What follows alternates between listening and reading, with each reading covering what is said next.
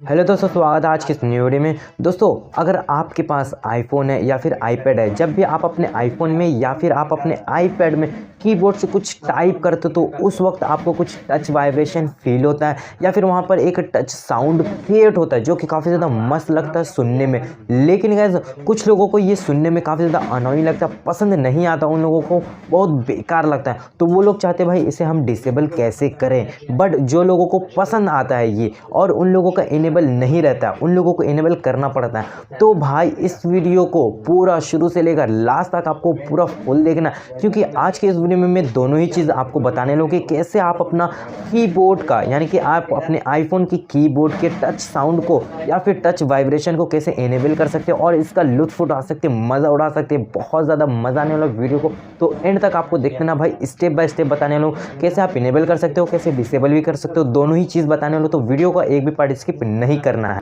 तो चलिए वीडियो को शुरू करते हैं बिना टाइम वेस्ट किए। तो वीडियो को शुरू करने से पहले आपको हमेशा की तरह दो काम करना है। पहले तो गाइस वीडियो को लाइक कर दो, क्योंकि लाइक करने से हम लोगों को मोटिवेशन मिलती है और साथ ही पता चलता है हमारी वीडियोस कितने लोगों को पसंद आ रही है। एंड सेकंड काम ये गाइस कि अब तक हमारे चैनल को सब्सक्राइब करके नहीं हो तो रेड बटन को दबाकर सब्सक्राइब कर लो और बेल आइकन को प्रेस करके ऑल पे सेट कर देना, ताकि जो हमारे नए नए लेटेस्ट वीडियोस आएंगे उनके नोटिफिकेशन आपको मिलती रहेगी। तो चलिए वीडियो को शुरू करते हैं, चलते हैं अपने आईफोन की स्क्रीन पर।